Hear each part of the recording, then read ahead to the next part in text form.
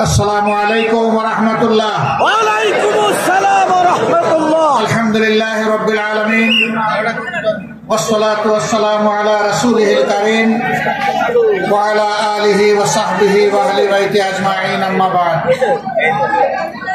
বাংলাদেশ জামাত ইসলামী ঐতিহ্যবাহী কুষ্টিয়া জেলা শাখা আজকের এই বিশাল কর্মী সম্মেলনের সম্মানিত সভাপতি, সম্মানিত জেলা আমির, বিশিষ্ট শিক্ষাবিদ জনাব অধ্যাপক আবুল হাশেম, মঞ্চে উপবিষ্ট কেন্দ্রীয়, আঞ্চলিক এবং স্থানীয় নেতৃবৃন্দ,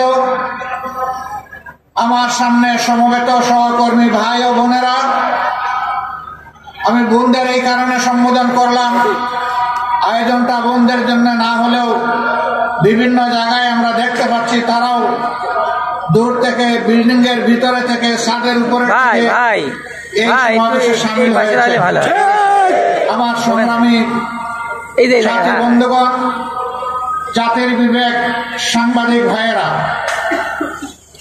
শহীদ পরিবারের গর্বিত সদস্যবৃন্দ, সাম্প্রতিক আন্দোলনে এবং বিগত স্বৈর শাসন আমলে যারা আহত পঙ্গু হয়েছেন সেই সমস্ত সংগ্রামী সাথীরা, আল্লাহ তাবারক ওয়া তাআলার শুকরিয়া আদায় করছি যে আল্লাহ তাআলা মুক্ত পরিবেশে আজকে আমাদেরকে এখানে একত্রিত হওয়ার তৌফিক দান করেছেন।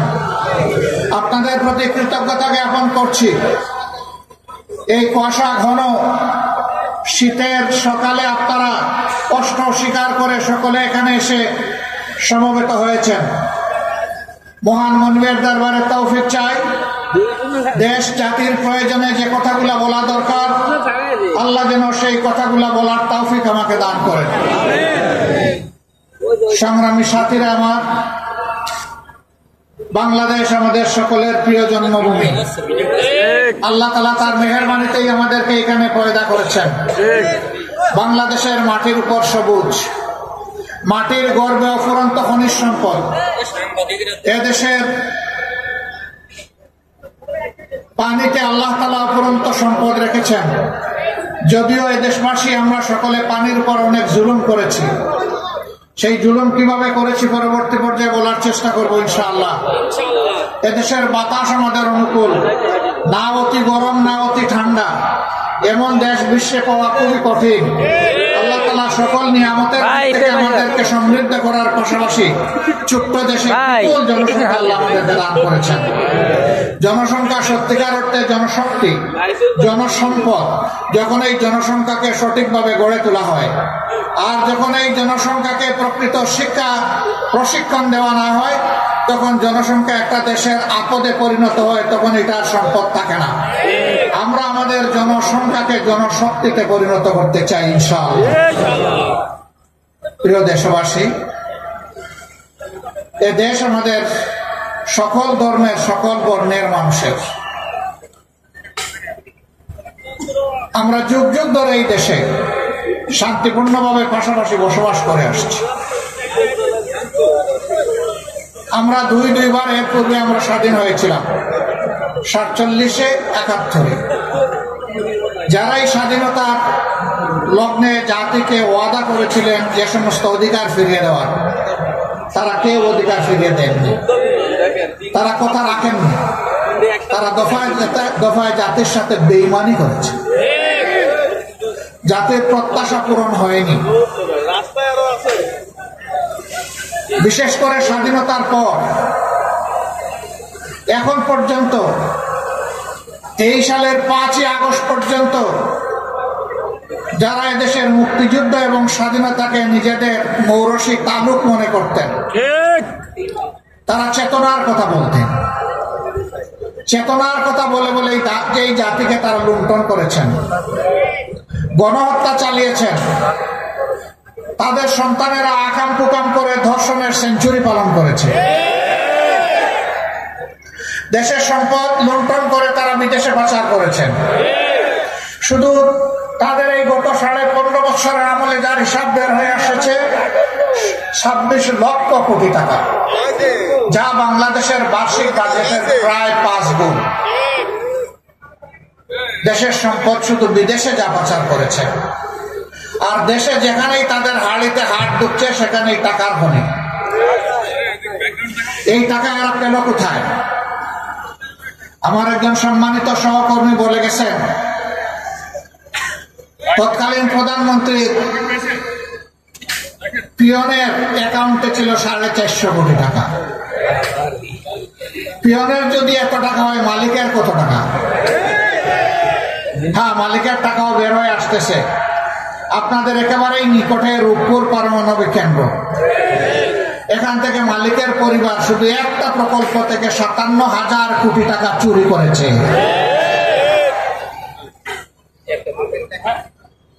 এইভাবে যেখানেই মেগা উন্নয়নের কথা বলা হয়েছে সেখানেই মেগা ডাকাতি করা হয়েছে। একটা পদ্মা ব্রিজ তৈরি করতে যে পরিমাণ টাকা খরচ হয়েছে, তাই দিয়ে কমপক্ষে 4টা পদ্মা ব্রিজ তৈরি করা যেত। তাহলে বাকি 3টা গেল কোথায়? হিসাব একেবারেই পরিষ্কার। বিদেশের টাকা দিয়ে যারা, দেশের টাকা দিয়ে যারা বিদেশে বেগম পাড়া গঠন করেছেন, তারাই এই টাকা চুরি করেছে। কিন্তু চুরের মার বড় গলা। কুষ্টিয়া অবশ্য এটা বলে না। কুষ্টিয়া কি বলে যে চুরের মার বড় গলা? ভাই বিভিন্ন পর্যায়ে কুষ্টিয়া কি মাঝে মধ্যে গরু চুরি হয়? সকাল থেকে তারা বাংলাদেশে হয়, লক্ষাধিক মানুষ এখানে, আমাদের ওদিকে হয়েছে। গরিবে গেরস্তের একবার দুটি বলদ চুরি হয়েছে। তিনি খবর পেয়েছেন অমুক গ্রামের চুররা তার বলদ চুরি করে নিয়ে গেছে। সেখানে গিয়ে তিনি দেখেও আসলেন তার বলদ দুটা ওখানে একজন চুরের হেফাজতে আছে। গরিব মানুষ, এই দুটা বলদই তার জীবনের সম্বল। এই দিয়ে অন্যের জমি চাষ করে যা পান তার পরিবারের খোরাক দিয়ে তিনি কিছু টাকা জোগাড় করলেন, বুঝলেন যে এমনি এমনি ছেড়ে দেবে না। গেছেন চুরের বাড়ির এলাকায় গিয়ে শুনলেন যে চুরের বৃদ্ধ মা জীবিত আছে। ওই বাড়িতে গিয়ে নিজের পরিচয় না দিয়ে বললেন যে আমি আপনার একজন সন্তান, আপনি সাহায্য করেন। তো জিজ্ঞেস করলেন তুমি কিভাবে আমার সন্তান হো? আমি আপনার সন্তানের মতোই একজন। আপনার সন্তানেরা আমার দুটি বলদ নিয়ে এসেছে, কষ্ট করে কিছু টাকা পয়সা হাতে নিয়ে এসেছি। আমি জানি না ওনারা কত চাহিদা জানাবেন, ওই চাহিদা অনুযায়ী আমার দেওয়ার কোন সম্ভব না। আমি দাঁড় দেনা করে কিছু টাকা এনেছি, আপনি যদি মা হিসাবে আমাকে একটু সাহায্য দেন। ওই মহিলা বলতেছে, বাবা এখন তো পায়ের ধরে মা বলতেছো, আমার সন্তানটা যদি গরুর রশি সহ ওখানে গোড়া খাইতো 2-4টা কি কম দিতাম, তখন তো পিঠের উপরে সবগুলো একসাথে বসে দিত। এমনকি অনেক জায়গায় তো গণপিটুনিতে জীবনও যায়, তখন যেমন তুমি কোনো কমতি করতে না, এখন পুরা হিসাব করে দিয়ে যাও এটা যারা চায়। এরাই বলে চুরের মার বড় গলা। এরা বিভিন্ন প্রকল্প থেকে নিয়োগ করেছেন দিয়ে বলেছে, বেটা তুমি যদি আমার দলের না হতা এটা পেতা না, যেহেতু তুমি পেয়েছো এতটুকু আমার আর এতটুকু তোমার, এরপরে যা করো কাজ করো। প্রত্যেকটা প্রকল্পে এই কাজ করেছে। আমি আর মামু মিলে কারবার চালাইছি, এর বাইরে যায়নি। এইভাবে তারা দেশটাকে ফুকলা করেছে, ব্যাংকগুলাকে শেষ করে দিয়েছে। সবচেয়ে শক্তিশালী ব্যাংক ছিল এদেশের আপামর জনগণের ব্যাংক ছিল, জাতি ধর্ম বর্ণ নির্বিশেষে ব্যাংক ছিল ইসলামী ব্যাংক বাংলাদেশ লিমিটেড। ডাকাত এসালামকে লেলিয়ে দিয়ে ভাগ বাটুরা করে সেই ব্যাংকটাকে শেষ করে দিয়েছে। আমরা শুনেছি এই ব্যাংকের টাকা চুরি করেছে শেখ হাসিনার বোন শেখ রেহানা, একই পরিবার। এখন এই চুরির দায়ে তারা লন্ডনেও ধরা খেয়েছে। শেখ হাসিনার বোনের মেয়ে সেখানে সংসদ সদস্য এবং ভাগ্যক্রমে তিনি হয়েছিলেন মন্ত্রীও। এখন তিনি দুর্নীতির দায়ে সেখানে দুর্নীতি দমন কমিশন তাকে জিজ্ঞাসাবাদ করছে। এটা বাংলাদেশ এবং জাতির জন্য লজ্জা। আমাদের লজ্জা হলে কি হবে, ওদের কোনো লজ্জা নেই। ওদের কাছে সম্পদ এবং টাকাই বড় কথা। অথচ তারা বলতেন মা হারিয়েছি, বাপ হারিয়েছি, ভাই হারিয়েছি, সব হারিয়েছি, এদেশে আমার পাওয়ার কিছু নাই, আমার কলিজা আমার হৃদয় বাংলাদেশের জন্য। কথা খুব সুন্দর, কিন্তু তিনি ছাড়া তার পরিবারের জীবিত কোনো সদস্য বাংলাদেশে থাকতেন না। তিনি ছাড়া তার পরিবারের কোনো সদস্য, তার ছেলে, তার বোনের মেয়ে এবং ছেলে, তাদের জন্য বাংলাদেশের কোনো ছেলে এবং মেয়ে তাদের পছন্দ হয় নাই। দুইজন বিয়ে করেছে, দুইজন খ্রিস্টান মেয়ে, একজন বিয়ে করেছে একটা ইহুদি ছেলেকে। কোনো অসুবিধা নাই, তারাও মানুষ। তো বাংলাদেশকে এত ভালোবাসেন, দুই একটা মেয়ে ছেলে এখানে ভালোবাসতে পারলেন না। এই তাদের ভালোবাসার নমুনা। বাংলাদেশ ছিল তাদের ইনকাম সোর্সের জায়গা, আর তাদের কলিজা ছিল বিশ্বের অন্য জায়গায়। এই দেশের প্রতি তাদের দুঃখ দরদ থাকবে না, এটাই স্বাভাবিক। বলবেন তা গেল সে পরিবারের ব্যাপার, তাদের তো আরো অনেক এমপি ছিল, মন্ত্রী ছিল। খোঁজ নিয়ে দেখে সবগুলার ছেলে মেয়ে এখন বিদেশে, পরিবার বিদেশে। কোথায়? বেগম পাড়ায়। কেন? তারা এই দেশকে যদি ভালোবাসতো তাহলে এই দেশেই তারা থাকতো, এই দেশের উন্নয়নে তারা অবদান রাখত। বাংলাদেশের শিক্ষাকে শেষ করে দিয়েছে। শেষ করবে না কেন? তাদের কোনো সন্তান তো এই দেশে লেখাপড়া করে না। কাজেই এই দেশের শিক্ষা এবং শিক্ষা প্রতিষ্ঠানের প্রতি তাদের দরদ থাকার কোনো প্রশ্নই ওঠে না। তিলে তিলে এই দেশের শিক্ষাকে ধ্বংস করে জাতির মেরুদণ্ডটা ধ্বংস করে ফেলেছে। এরপরে কষ্ট করে গরিবের সন্তানের এই দেশে থাকে, যেটুকু পারে নিজের মেধা দিয়ে সংগ্রাম করে একটু ভালো রেজাল্ট করে, কিন্তু রেজাল্ট করার পরে তার কাঙ্ক্ষিত আর কোনো চাকরি জুটে না, ছেলেরও জুটে না, মেয়েরও জুটে না। কৌটার জালে বন্দি। কোন দেশে দুনিয়ায় এক নিয়ম নাই। শতকরা 56 জন চলে যাবে কৌটায়, 44 জন যাবে মেধায়। সেই মেধায় হিসাব করা হবে কোনটা কোনটা আমাদের দলে। আওয়ামী লীগ যেটা করবে না, নিঃশর্ত আনুগত্য স্বীকার করবে না, তাদের কোনো চাকরির জায়গা বাংলাদেশে নাই। এই বৈষম্যের বিরুদ্ধেই আমাদের সন্তান সন্ততিরা রাস্তায় নেমেছিল। তারা বলেছিল কোটার সংস্কার করো, বিলুপ্তি নয়। মুক্তিযোদ্ধা পরিবারকে আমরা সম্মান দেখাতে চাই, আরো কিছু পিছিয়ে পড়া গোষ্ঠীকেও আমরা সম্মান দেখাতে চাই, কিন্তু সেটা হবে ন্যায্যতার ভিত্তিতে। আমরা অন্যায় কিছু মেনে নেব না। 18 সালের ঘুষা করে আন্দোলনের পরে বললেন যা, আর কোনো কোটাই রাখবো না। আবার কায়দা করে আদালতের মাধ্যমে পুরা কোটা আগের মতো ফিরে নিয়ে আসলেন। ছাত্র সমাজ বুঝলো যে তাদের সাথে এটা ধোঁকাবাজি করা হয়েছে, তাই এবার তারা আন্দোলনে নেমেছিল। তাদের ধারণা ছিল জামাতে ইসলামীকে ক্ষতি করেছে, এদেশের সেনাবাহিনীর ক্ষতি করেছে, এদেশে হেফাজতে ইসলামের অসংখ্য মানুষকে, হুফাজকে, আইতামকে খুন করেছে, সবগুলো হজম করে ফেলেছে। এখন ছাত্রদেরকে হজম করতে পারবে। এই জন্য মুঘল বাহিনী আর গুলিয়ার বন্দুক দিয়ে তাদের বিরুদ্ধে আন্দোলন দমনের জন্য পাঠিয়েছিল। ক্ষমতার শেষ দিন পর্যন্ত জিজ্ঞেস করেছিল যে এই আন্দোলন কিভাবে দমন করতে হবে। বাহিনী প্রধানগণ জবাব দিয়েছিলেন কয়েক লক্ষ মানুষকে খুন না করলে এই আন্দোলন দমন করা যাবে না। বলেছিল কয়েক লক্ষ নয়, কোটিও যদি খুন করতে হয় তাও তোমরা এই আন্দোলন দমন করো।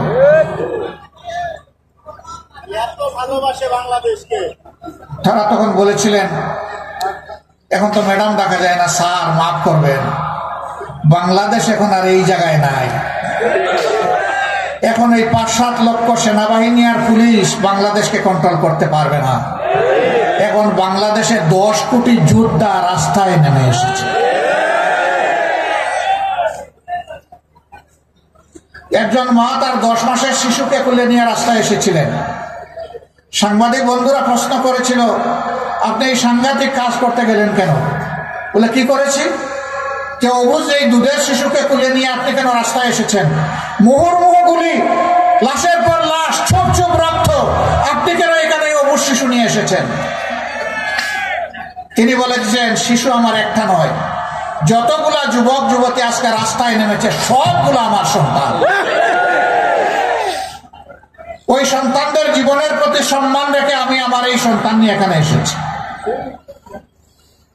সাংবাদিক ভাইয়েরা আবার প্রশ্ন করেছে গুলি এসে যদি আপনাকে আর আপনার সন্তানের জীবন প্রদীপ নিভিয়ে দেয় তখন কি হবে? তিনি বলেছেন আমি আমার সন্তান শহীদের মিছিলে শরীক হয়ে যাব। 7 বছরের একটা শিশু, সে হাতে ইটের টুকরো নিয়ে পুলিশকে তেড়ে যাচ্ছে। যুবকরা তাকে ধরে এনে বলেছে, এই তুমি এটা কি করছো? বলে যে আমাকে আমার কাজ করতে দিন। তুমি কি কাজে এখানে এসেছো? আমি আন্দোলন করতে এসেছি। কেন তুমি এই ছোট্ট শিশু আন্দোলন করবে? বলে যে পুলিশ আমার ভাইকে খুন করেছে।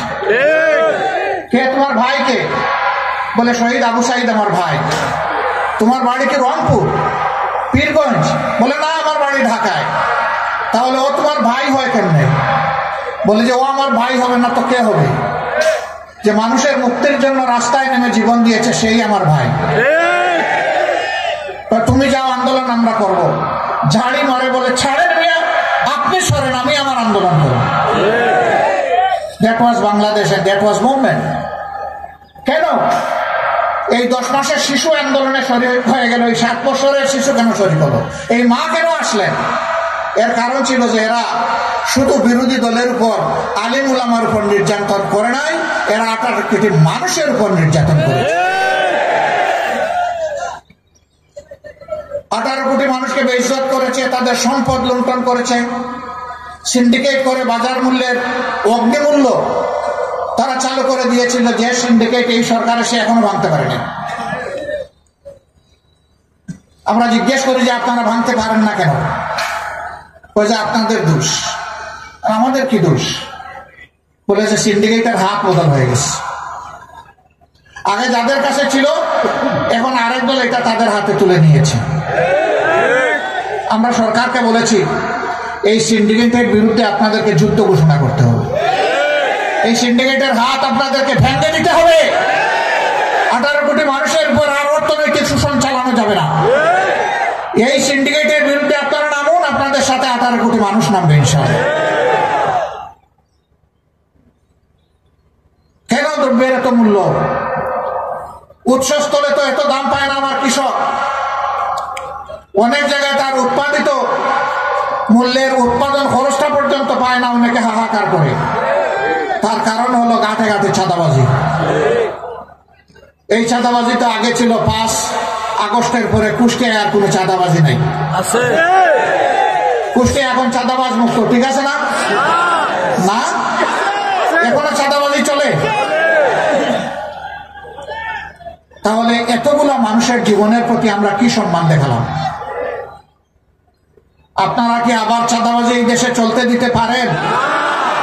আপনারা সমর্থন করেন? আগে দখলদারি ছিল, ফুটপাত থেকে শুরু করে সব কিছু দখলে চলে গেছিল। এখন তো আর দখলদার নাই, এখনো আছে। এই চাঁদাবাজি দখলদারি মুক্ত বাংলাদেশ আমরা করতে চাই। বলবেন তার প্রমাণ কি? আপনারা যে পারবেন, তার প্রমাণ হচ্ছে আমাদের কর্মীরা চাঁদাবাজিও করে না, দখলবাজিও করে না। আমরা সেই দল যাদের শীর্ষ 11 জন নেতাকে খুন করা হয়েছে বিচারের নামে প্রহসন করে। কাউকে দেওয়া হয়েছে ফাঁসি, আর কাউকে জেলের ভিতরে মৃত্যুর কোলে ঠেলে দেওয়া হয়েছে। সর্বশেষ আমাদের থেকে বিদায় নিয়েছেন কোরআনের পাখি আল্লামা দিলওয়ার হোসেন সাঈদী। শহীদ মৌলানা মতিউর রহমান নিজামীর সহকর্মীদেরকে এভাবেই নির্মমভাবে হত্যা করা হয়েছে।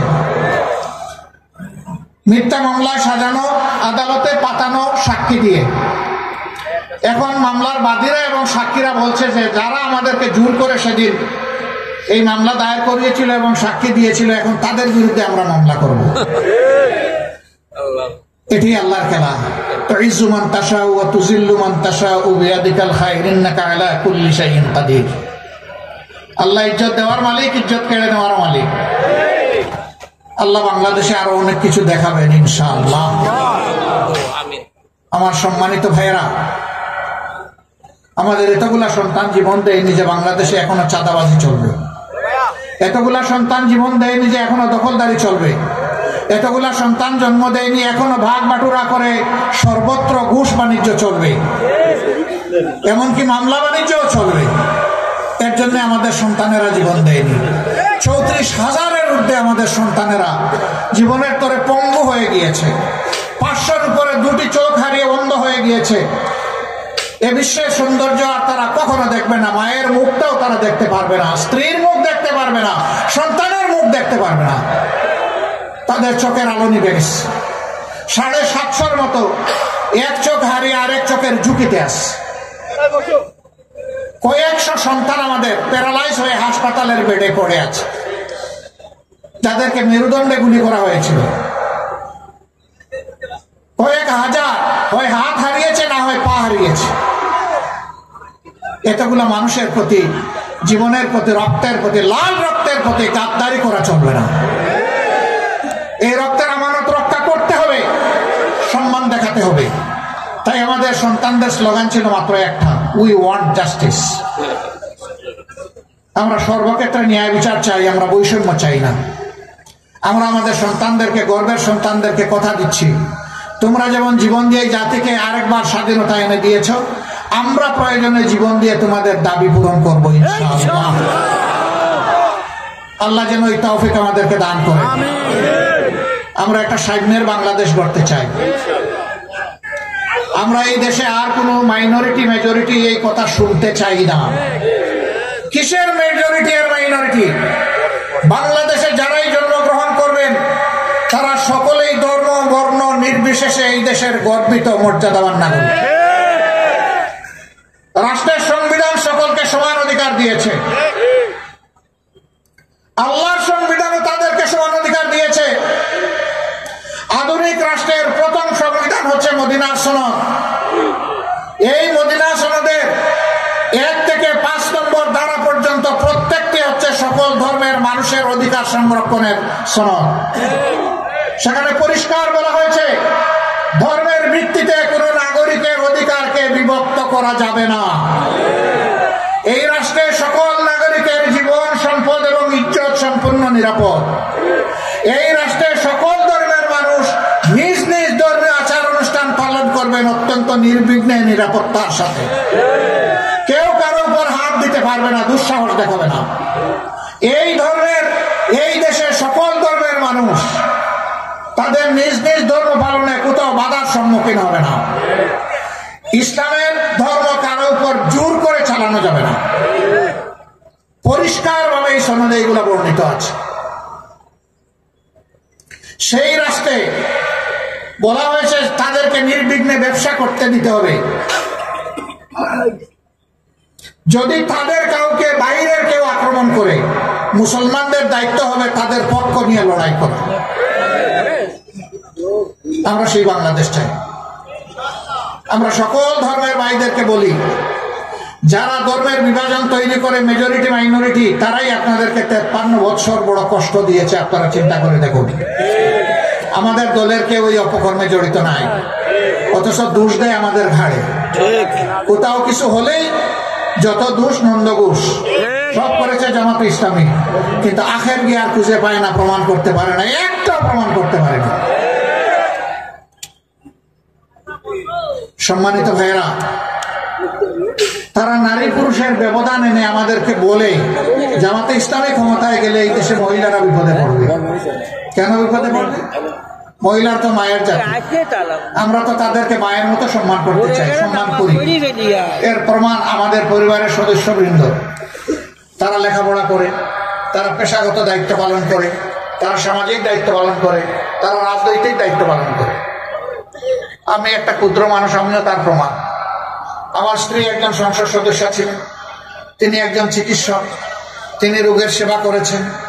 এখন যদিও তিনি পারেন না, 2টি মেয়ে তারাও চিকিৎসক, তারাও মানুষকে সেবা দেয়। একটি ছেলে, সেও চিকিৎসক, সেও মানুষকে সেবা দেয়। তাহলে আমি তো শুধু আমার ছেলেটাকে চিকিৎসক হওয়ার জন্য চেষ্টা করি নাই, মেয়েদেরকেও চেষ্টা করেছি। আমাদের বিরুদ্ধে এই সমস্ত অভিযোগ সম্পূর্ণ মিথ্যা। বলে হ্যাঁ, কর্মক্ষেত্রে হয়তো দিবে, কিন্তু সবাইকে কালো বোরকা পরাই দেবে। বোরকা কালো হবে না লাল হবে, সাদা হবে না বেগুনি হবে, এটা আমার দায়িত্ব না। বোরকা কাউকে জোর করে পরানো হবে না। যে মা মনের সন্তুষ্টির সাথে বোরকা পড়তে চাইবেন, পর্দা করতে চাইবেন, তিনি করবেন।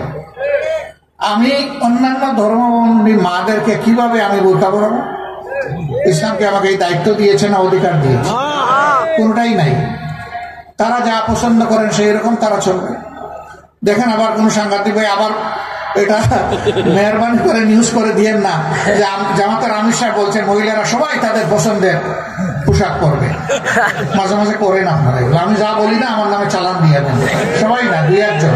আর দুই একজনের কারণে আমরা সকলের উপরে কষ্ট পাই। ওই দুই একজনকে আপনারা একটু আটকায় দিবেন সবাই, কেউ যাতে এই অপকর্মটা না করতে পারে। এটা অপকর্ম। আমি যা বলবো না আমার নামে তা চালান দেওয়া, এটা অপকর্ম। আপনার কথাটা আপনার মতো করে আপনি বলেন, আপনার পরিচয়, আমার পরিচয় বলবেন তো। আমি বলছিলাম যে অন্য ধর্মের মা বোনদেরকে পোশাকের রুচি এবং তার ডিজাইন আমি করে দিতে পারবো না, এটা তাদেরটা তারা করবে। কেউ কেউ বলতে পারে মুসলমানদের মাঝে অত অনেকে পোশাক সেই রকম পরেন না, হ্যাঁ, তাদের উপরে জোর কাটানো হবে না, বরঞ্চ শিক্ষা ব্যবস্থাকে এমন করে সাজানো হবে যাতে মানুষ বাধ্য হয় সব কয়টি মহিলাকে নিজের মায়ের দৃষ্টিতে দেখতে, এবং তখন মহিলারা ওরকম পোশাক পরে তারা গর্ব করবেন যে এই পোশাক আমার ইজ্জতের প্রতীক, আমার সম্মান এবং মর্যাদার প্রতীক। যে মহিলাদের প্রয়োজন আছে, নারীদের প্রয়োজন আছে কর্মক্ষেত্রে পেশাগত জীবনে দায়িত্ব পালন করার, তারা তাদের যোগ্যতা এবং দক্ষতা অনুযায়ী করবেন। দুইটা বাড়তি জিনিস পাবেন, একটা হচ্ছে সম্মান আর একটা হচ্ছে নিরাপত্তা। এখন দুইটার কোনোটাই নাই। সমাজে তাদের সার্ভিস দেওয়া হচ্ছে, প্রতিদিন তাদের নিগ্রহের খবর পত্রপত্রিকা এবং মিডিয়ায় উঠে আসে। ইনশাল্লাহ এই দুইটাও নিশ্চিত করা হবে। আল্লাহ রাসূল বলেছিলেন এমন একটি রাষ্ট্র কোরআনের ভিত্তিতে দুনিয়াবাসীকে দিয়ে যাচ্ছে, সানা থেকে হাজার মাইল, 4500 মাইল। একজন পূর্ণ যৌবনা তরুণী একা রাস্তা দিয়ে চলবেন, কিন্তু কোন জালিমের পক্ষে সম্ভব হবে না তার দিকে কুদৃষ্টিতে তাকানো। তিনি সম্পূর্ণ নিরাপদ থাকবেন। সেই রাষ্ট্রই এসার্ট করবে আল্লাহর আইন। আল্লাহর আইন সমস্ত মানুষের জন্য, শুধু মুসলমানদের জন্য নয়। আমরা সেই আইনের জন্য লড়াই করছি। এখন কেউ আমাদেরকে যা বলতে চাই বলুন, এই জায়গায় আমরা আপোষহীন, কোনো আপোষ নাই। প্রিয় কুষ্টিয়াবাসী, এই দেশকে আসুন আমরা সবাই মিলে অন্তরে ধারণ করি। এদেশের প্রত্যেকটা মানুষকে সম্মান করি এবং ভালোবাসি। আমি মানুষকে মানুষ হিসাবে দেখবো, আমি দেখবো না তিনি মুসলমান না হিন্দু। আমি মানুষকে মানুষের মর্যাদা দেব। যদি প্রত্যেকটা মানুষ এইভাবে মানুষকে সম্মান দেয় এবং ভালোবাসে, এই দেশ জান্নাতের টুকরায় পরিণত হবে ইনশাআল্লাহ, এবং বিশ্বের বুকে একটা ঈর্ষণীয় দেশ হয়ে দাঁড়াবে। আর আমরা আমাদের ছাত্র সমাজকে কথা দিচ্ছি, এমন শিক্ষা তোমাদের হাতে ইনশাআল্লাহ তুলে দেওয়া হবে যে তোমরা একটা বেহুদা কাগজের টুকরা সার্টিফিকেট নিয়ে এই দুয়ারে ওই দুয়ারে আর দৌড়াদৌড়ি করা তোমাদের লাগবে না। তোমাদের শিক্ষার পাঠ চুকে আসার সাথে সাথে কাগজের টুকরা আর তোমাদের ন্যায্য পাওনা, তোমাদের চাকরি বা কাজ তোমাদের হাতে উঠে যাবে ইনশাআল্লাহ। প্রত্যেকটি যুবকের যুবতীর হাতকে আমরা দেশ গড়ার কারিগরের হাত হিসাবে তৈরি করতে চাই ইনশাআল্লাহ। এরকম একটা জাতি যখন তৈরি হবে ইনশাআল্লাহ, এই দেশের মানুষ আর বিশ্বে চাকরির জন্য যাবে না।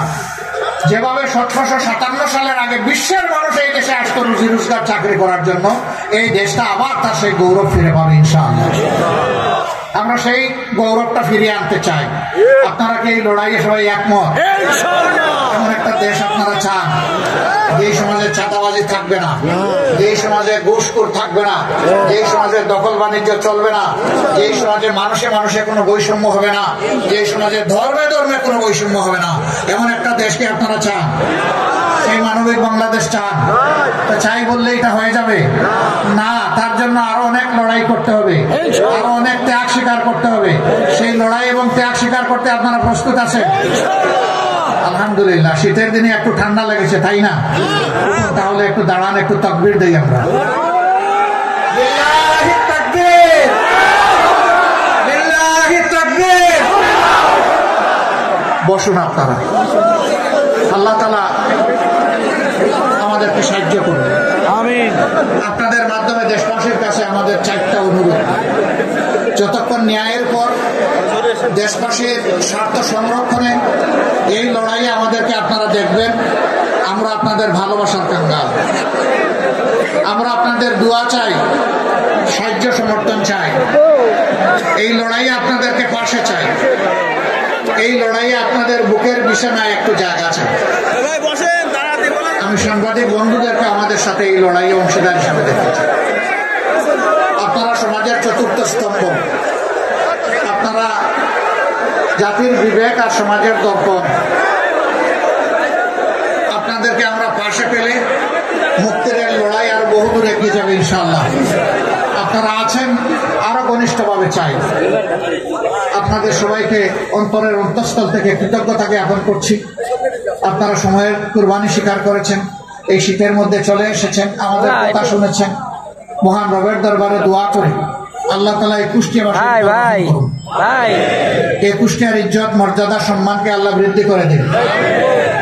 আল্লাহ তাআলা বাংলাদেশের উপর শান্তির ফয়সালা নাজিল করুন। বাংলাদেশের আকাশে যতগুলা কালো চিল ঘোরাঘুরি করতেছে, সবগুলা কালো চিলের দানা আল্লাহ নিজেই ভেঙে দিন এবং এই দেশকে সকল ধরনের ষড়যন্ত্র থেকে আল্লাহ রক্ষা করুন। সবাইকে আবারও কৃতজ্ঞতা, ধন্যবাদ। আল্লাহ হাফিজ। বাংলাদেশ জিন্দাবাদ, বাংলাদেশ জামাতে ইসলামী জিন্দাবাদ। আসসালামু আলাইকুম ওয়া রাহমাতুল্লাহি ওয়া বারাকাতুহু। সহযোগিতা আমাদের প্রয়োজন। আমরা এমন সংস্কার করতে চাই যেখানে কৃষক থেকে শুরু করে আমরা প্রত্যেক কলেজ যে রাস্তা